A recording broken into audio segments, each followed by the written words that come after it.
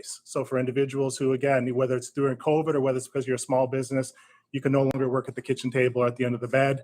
You need to separate work from home. And so small 6x10, 6x15 offices where we create a business community of young entrepreneurs, new entrepreneurs. And then the top floor of that space is going to be short-term rentals. Someone's coming in for business and needs to be here for a little while or something like that. So it's a multi-use space. Acquired the property already, have a contractor and architect on the project already. And so happy to have this conversation with you and answer any questions you may have. And just so the board is aware, Jade Empire is applying for a 15-year adaptive reuse pilot for the consideration of sales tax abatement and property tax abatement. No mortgage recording tax is being considered for this application. Yeah, hey, real quick, how long has that building been vacant or basically underused? Yeah, so the resource center sat on it for a very long time, and they were planning on tearing it down for parking. So I don't know how long it was vacant until I acquired it. I will say, as an aside, it took a long time for me to get it from the resource center, from the time I went under contract to the time it actually finished. Won't go into all that, but it was about an 18-month headache. And so I've owned the building since November of 2020. I'd say, Mark, this is PJ, I'd say at least 5 years, if not maybe longer. Yeah, that's what I thought too. So that's when you got the peanuts off your. Yeah. They have to be old to understand that one. There was a lot. Well, most important, what are you going to do with the Coca-Cola sign, which is Yeah. it's spectacular.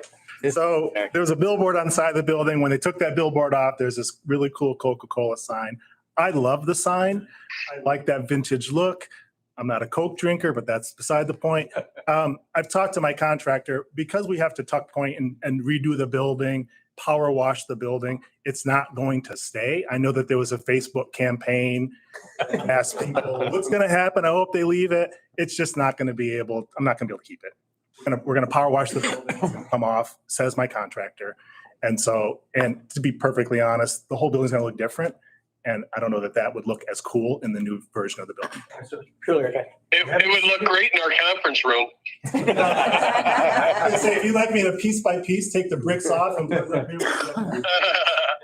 Yeah. Drive by, take a picture while you can. Yeah, take a picture. It's cool. There's actually several layers it's not just one Coke ad, it's a couple others in there as well. So, Well, it's interesting, Rashawn, because in New York, as you know, most of the billboards are painted on the building. yes. And very talented on the building too, right? very talented people probably did that, but I looked at that and I thought, wow, Yeah. it'd be nice if it could be saved, but I agree with you, there's no way. It's going to be tough. Well, as we walk through it, it's like it's not going to stay. So I just like that too, that we're working very closely with Crystal and the city on this, and they are very excited about this project as well. yeah, I do have ESD funding that's come in through the JRC. And so that's already there kind of waiting to be spent. And then Crystal working with Jura and some of her components of her office. I'm not sure which ones, but there's already a commitment on the city on this as well. Well, if I can also say that, that corner right there, with the new skate park, with the McCrae Point, all the stuff that's going on down at Lawson, the Tobone building, we've been working, trying to, get a good outcome there. I think that area is going to really start to thrive based on primarily, I guess, the tourism and, the young people wanting to, be around where the action is. So I think it's a really great project. And I want to thank you, Rashad, for coming back and investing in our community. Yeah, we've actually talked about, and I wanted to make sure that it integrated with what the city's doing in that area. So I've read the 2.0 plan and from the very beginning, and I'm hopeful that one of the anchor tenants in there, I've got one booth that's a little larger. I would love for that anchor tenant to be someone who is really catering to the skate park, the bike path, those types of things. You blow out your knee pads, or you need a new tire, or you need a new oar for your kayak. And so I've already talked to some local business owners about having a second location in there to be kind of an anchor tenant that really helps to cater. There's also, I mentioned the restaurant will be there. There's no place down there to get a cup of coffee. So not only is there a restaurant, but there's actually going to be a a Wegmans type barista in there as well. And so whether your kid's skating across the street or whether you just came in on your kayak and you need to grab a bite to eat, we just really wanted to bring and attract more people there. And then the plan will be, and I've thought about this and I don't want to take too much of your time, but the desire is that the vendors that are in there aren't there for long because the building would get stale fairly quickly. Like, it's like, okay, I've been down to Prendergast Landing, that's the name of the building.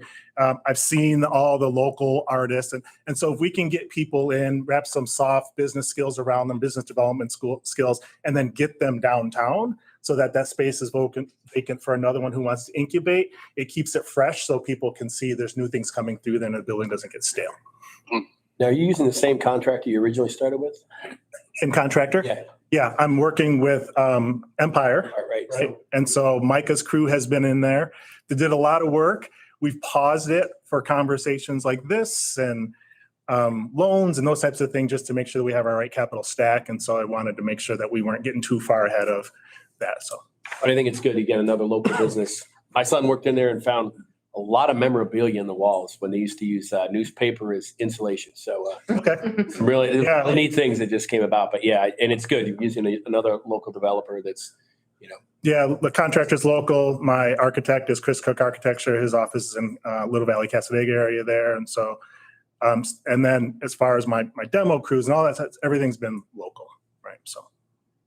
Dan, did you have something you wanted to ask? Yeah, I just wanted to mention, I've been able to participate in a couple meetings with Rasan and kind of get a deeper dive of the project. And I think from obviously you're hitting the community in multiple ways with the project, but especially from the business community, the incubator space is exciting. Being a target is sort of that middle time frame when, as you said, somebody outgrows, the shelf or two they might want to rent from another local business Biodome or something, yeah. but they are not able to fill a whole store. So that I think that's a great opportunity, as well as sort of that work model of office space that people can rent or go park for a couple hours or whatever. So it's an exciting project, and I'm excited that you're back here today. Thank you. Thank you. Yeah, I live in New York City. I have a WeWork in New York City, and it's, as a small business owner, it's like I had to get off the kitchen table, which was, 4 people in a 2-bedroom, one bathroom apartment, right? And so it's like, need another space to work. And so just being able to provide that for folks and on a month-to-month basis, right? It's like you can give me 30 days and you can move on, right? Without locking into that lease. And I think that's the big thing, especially when things like COVID happen. And so that's the plan, is just to really be supportive of the new business community. Your son, is there any other questions for the board before I have Millen explain the resolution being presented today? Okay, Millen, if you don't mind. Sure. This is your pretty standard preliminary due diligence resolution. It authorizes the staff and council to start conducting the due diligence before we bring it back to the board for final approval. That due diligence would include conducting a public hearing. Financial assistance would presumably be over $100,000. It would involve doing the SECRA, the environmental analysis, to make sure that it does not have substantial adverse effect on the environment.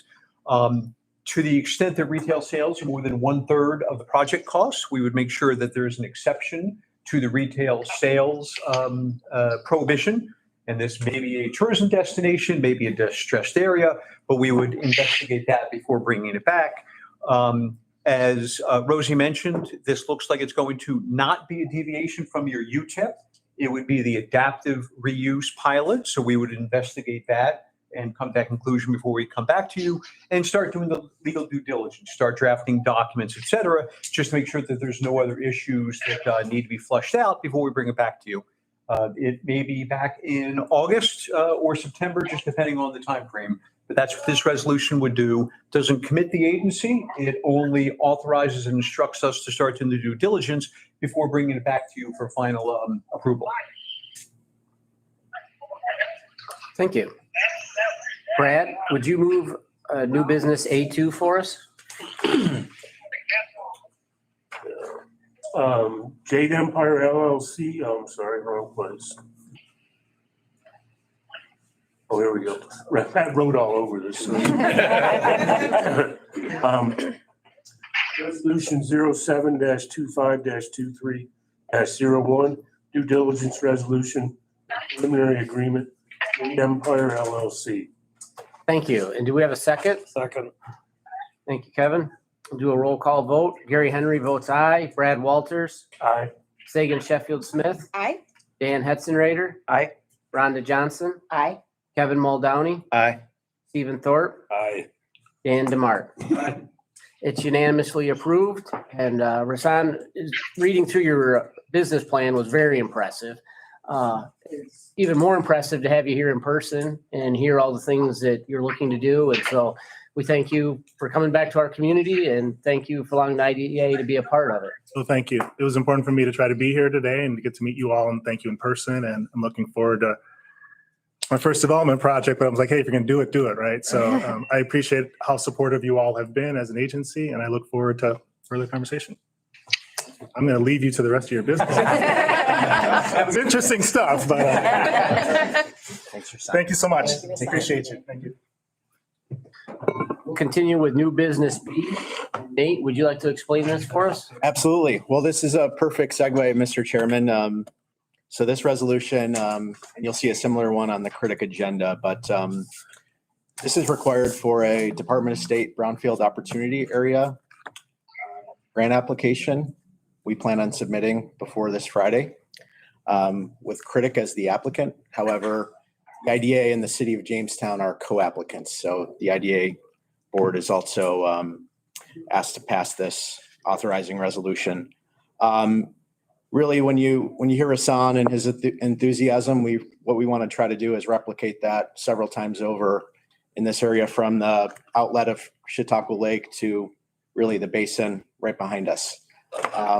We've been working now for the better part of 3 or 4 years with the city, the BPU, and others to get about over $2 million in public investment to activate the basin, to allow recreation, kayaking, small boat craft from Chautauqua Lake, get more people down to the city to recreate, to enjoy that area back there, to go to the comedy center, to utilize area businesses, patronize them. So really what this does is allows us to have access to some funds for pre-development activities on 5 key sites and buildings. And really, we're looking at things, like building condition studies, infrastructure analysis, site concepts and renderings, planning for higher and better uses of some of these underutilized sites and buildings, general planning and outreach, site marketing, phase 1 environmental site assessments, and related activities. Really,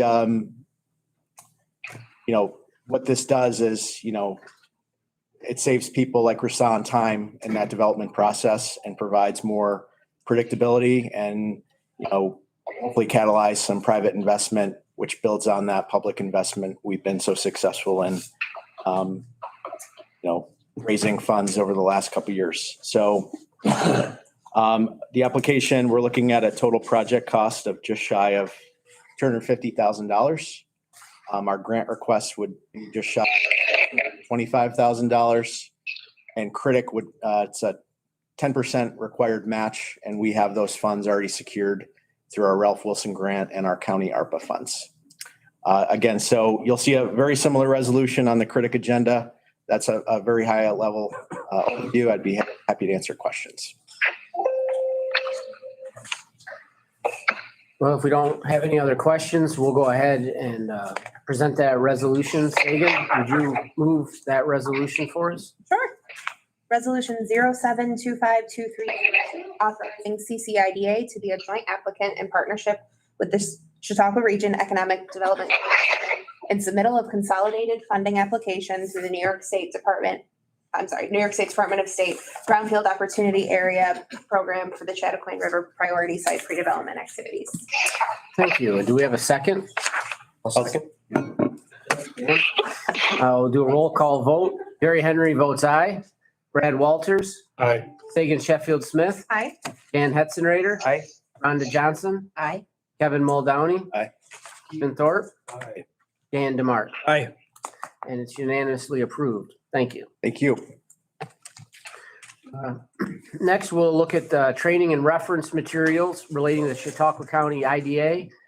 And Rich, are you Yeah, gonna speak or Mark?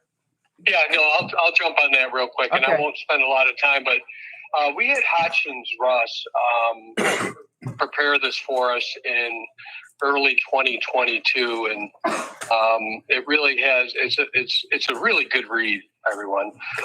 Training and reference materials, and it speaks to the history of IDAs in general, the history of the CCIDA, talks about the Public Authorities Accountability Act and restrictions on IDAs and restrictions on members and indemnifications.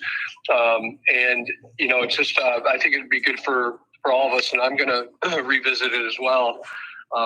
And read through that, and especially in light of what we just went through with the ABO, I think it's a good thing for all the IDA board members to look at that and refer back to it. So that's all I have on that. Okay, thank you. I'm sure we'll have a quiz on this next month. We'll see how the board does. Did you have any executive reports or CEO updates you wanted to give? Yeah, just two things real quick. And I think, PJ, you covered it really well. Thank you so much. Thank you for everything you've done and your support. We vow to really work hard at this. I'm really grateful to everyone that stepped up. And it was everyone, really. Harris Beach, Bob and Julie, and Millen and Greg, and really Rich, Rich and Kayla during the process. It was grueling. And of course, Gary, I can't say enough about your leadership. You always said the right thing and your intuition and everything. I just think it went as well as it could go. And over the next 3 months here, we're going to be implementing maybe about a half a dozen new policies. We're going to be revising some policies, and we're doing a lot of things different that are already in place. So I wanted to just say that about the ABO stuff. And then the last thing, I just wanted to say how grateful I was. My father passed away on July 11th, and last weekend was the viewing and the funeral, and a large number of IDA staff attended my dad's viewing, which was all the way up in Newfane, an hour and a half away. So I'm just really grateful that you all did that. And my brothers came up to me and were like, "Oh my God, I can't believe all those people that came." And I think that speaks to the culture we've created or are creating every day, where we all feel like we're part of a family. And that's so important, I think, in any company, any work environment. So again, thank you everyone that came, and your thoughts and prayers, and really appreciate it. So that's all I have, Mr. Chairman. Thank you. And sorry to hear about your loss, but we do appreciate all that you do and all that you've done through this ABO audit, and the way that you lead this entire team. And I do know that, we all work together, and it does a lot of good for the county, having everybody pulling in the same direction. Yep. Rich, did you want to do the treasurer's report? Yeah, so as we discussed last week during the phone call, we are still revising the budget through the end of June. So the good news is I won't bore you with the report today. Other good news is Kayla comes back next week. So we wanted her to be a little more part of the budget process going forward. So, we'll be working closely with her and Crystal and Nate and Mark to refine that budget the rest of the year. And we'll bring that back to the board in August. And hey, Rich, before you continue, we ought to shout out to Crystal, right? Absolutely. I mean, the way Crystal has stepped in has been incredible. Yeah, she filled in for Kayla, and there's a lot to do and a lot to learn. She's done a good job. Yep. So that's all I have on the treasurer's report. Okay, thank you, Rich, and we'll look forward to seeing that refined report next month as we move into the second half of the year. At this point, I would entertain a motion to go into executive session for the purpose of discussing the financial or credit history of a particular person or corporation. In particular, I would like to discuss the status of our loan portfolio and the financial and credit status of some of our borrowers, as well as some CCIDA personnel. I believe that discussing this in open session would substantially affect the value. Do I hear such a motion? Megan, do I have a second? Second. Thank you. All in favor, say aye. Opposed? Okay, we're now in executive session.